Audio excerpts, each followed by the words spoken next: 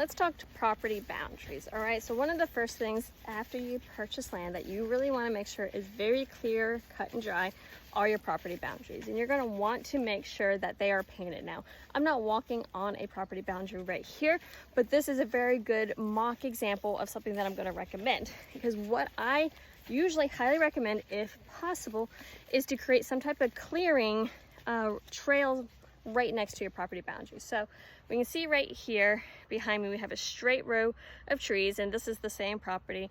It's not a property boundary again, but this gives a really good example of something that I highly recommend. And I like doing this, where you would have your trees marked, you have your boundaries, you have your posts or flagging, whatever it may be, and then you have a trail opening right beside it, because it acts as twofolds. One, it can act as a fire break for you, a fire break that if someone else is burning on their property, that's going to help give you a hedge and extra protection if it escapes and starts to creep onto your property. Or if you want to start any type of prescribed burning, you now have at least a boundary, a fire break boundary, that's going to give you, again, a little extra hedge of protection.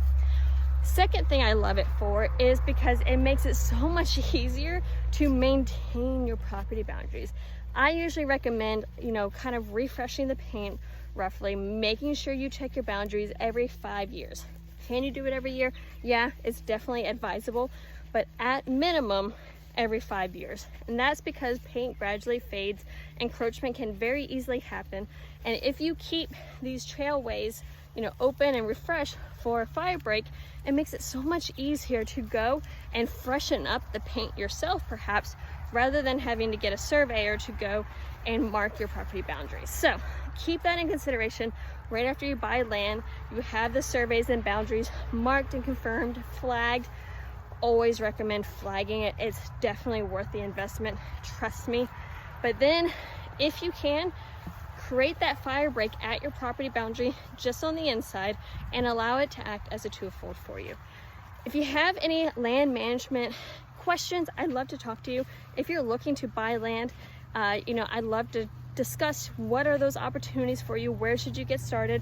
Just shoot me a message, give me a call. I'd love to start a conversation with you.